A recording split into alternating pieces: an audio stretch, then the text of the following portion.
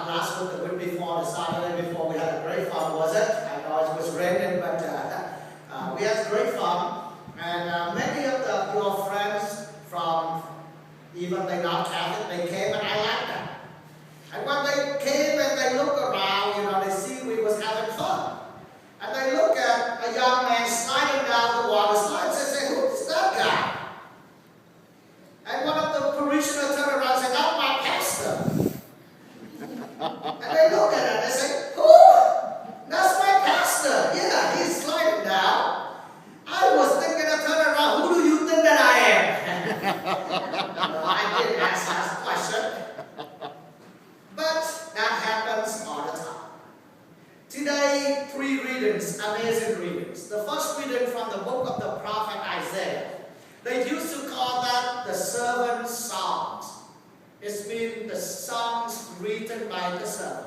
If you read the first reading, you would like, man, this owner, the master, is bad. This guy has to be in prison, man. Look at that.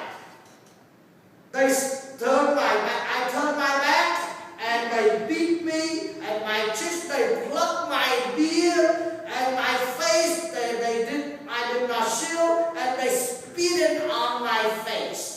Man, that is bad, isn't it? That's pretty bad. When you treat some of your servant like that, you say, come over here, let me pluck your beard. I don't know if I've got no beard for you to pluck, but I used to. When I was young, I used to play this game. Well, that don't call the game. But a lot of men has hairs, right? So we get the tail, we poop it. You know how good that is, right? It's terrible. Now I get a lot of hair, so I can stay away from it. I don't want you to do that.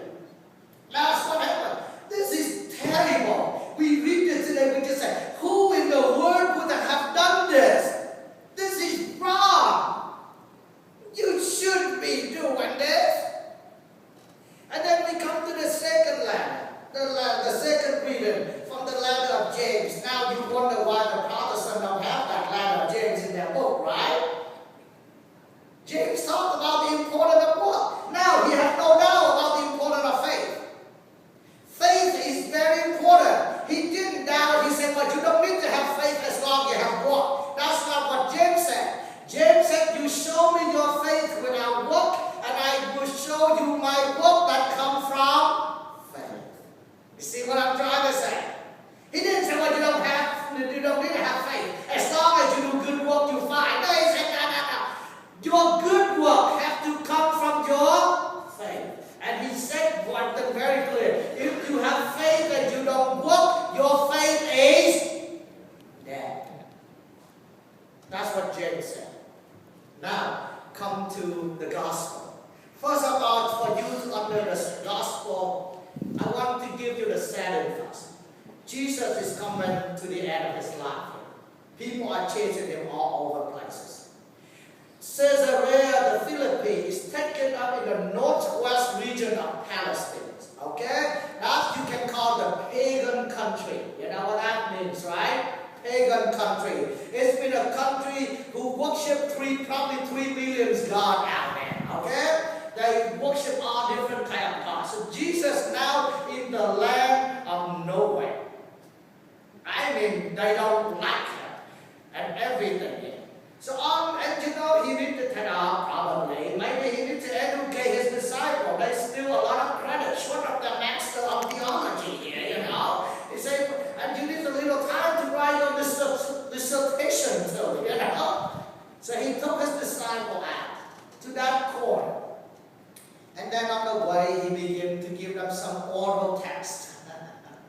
He said, who do the people say that I am? They go on, they say John the Baptist, or Elijah. Still others say some of the prophet. Now, these are important words. This is a word of compliment, right? It's not, hey, some cuckoo kind we don't even know. These are good words. Words of compliment. And then he threw the ball. He threw the perfect curve ball, and no hitter can hit. He said, but who do you say that I am? Probably at that time they turned around and said, oh my God, I didn't see this coming. We've been with this guy for quite know who he is. We know his name, we know where he came from. But do we really know who he is? Isn't that question you ask all the time in your life? Something came up, and then you talk to your wife, you've been with me this long and you don't even get it. You don't even know who I am. I would never done that. You know me. Don't we ask that all the time? We talk it with our friends all the time, our children. You say, you've been with me this long, but do you really know who I am? That's one thing I try to get to know about Parisian. That's why I like a small church. Being a big church, I could be a pastor for 10 years. And after I leave the church, I probably know 10% of those people by names, not just who they are. And probably after 10 years of being a pastor in that church, probably 10% of the people even know who I am. They know my name, but do they really know me? Man, Peter, again, who else but Peter? Gave the perfect answer. Still echoing today by billions of people years later. You are the Christ, the Messiah, the Son of God. But that wasn't the end. That's Peter's faith. But he didn't have the book coming along. And then Jesus go on and talk about, great, now, since you have faith in me, I'm going to tell you the most secret thing of my life.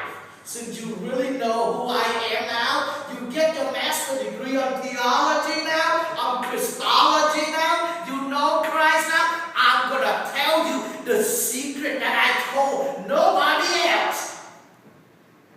He began to teach them that the Son of Man, the Christ, the Messiah, must suffer greatly, rejected by elders, chief priests, scribes, and be killed. He said, this is the secret. I told no one because they would not understand. But since now you have faith, you know who I am now. I'm going to share with you the secret that nobody else knows. You see, isn't that happening in your life all the time? When you feel that you know somebody well enough, you trust that somebody else enough, what do? You tell them the only secret of your life and nobody else knows but you and that person. Am I right? Amen on that? Amen. After they declared, after they had faith, and then Jesus told them that. Oh, Peter being so nice of a guy with the master. He didn't want to embarrass the master in front of everybody. So if you listen to the gospel, you pay attention. I think the gospel is the best baptized story if you pay attention. Peter took Jesus aside. You see that? Just like, Master, I don't want to embarrass you in front of the other 11, so let's come aside. I need to talk to you in private. You see how Peter said? Peter took Jesus aside and began to rebuke him. He said, Master, come over here. I need to talk to you.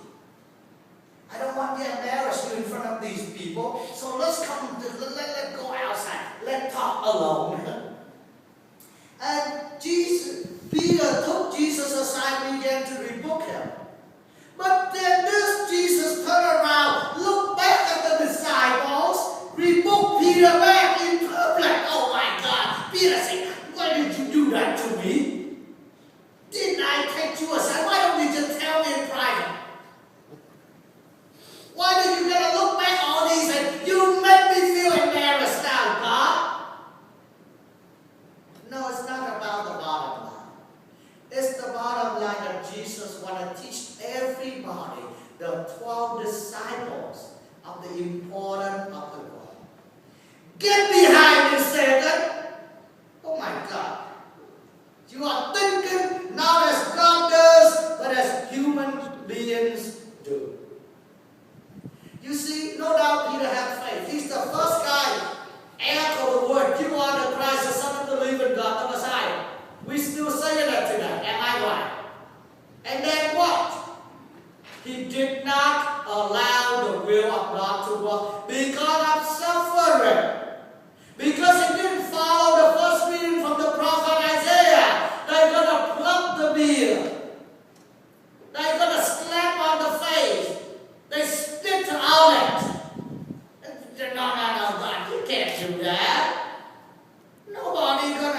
hit you on the face. Nobody gonna hit you. You don't do that.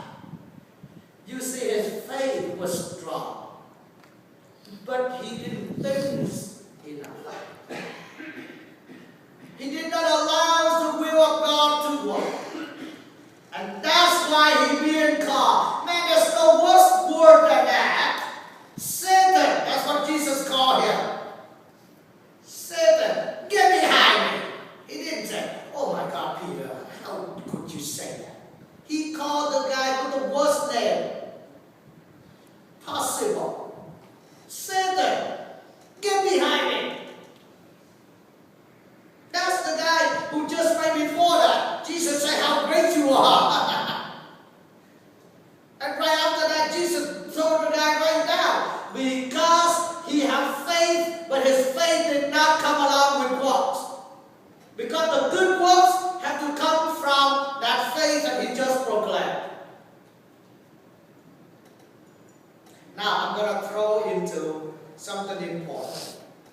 I'm not going to tell you who the fault this November. But you look at these people. They talk about the faith. But do that faith follow the works? Do that faith follow the good works? You know, I have received a lot, and I think that some of the next time when I do the teachings, I'm probably going to talk on the affordable cares. It's a good one, but there's some problem. You know, every good thing you have some evil clause in that, and that's why you have to clean up. Well, it's good that you want to have people to have insurance, to be protected.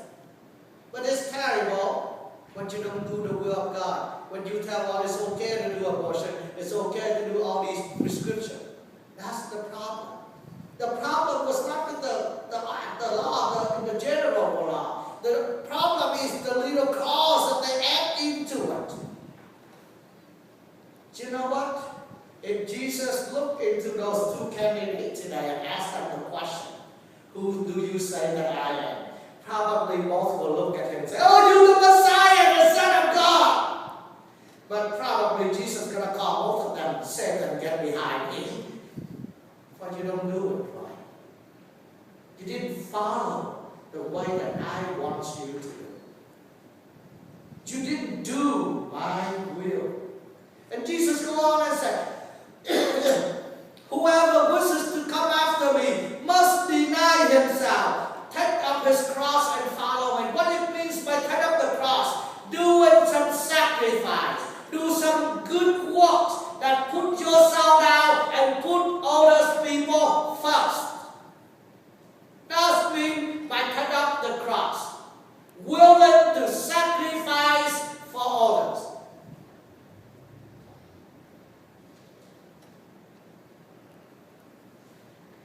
And those who do that will be saved.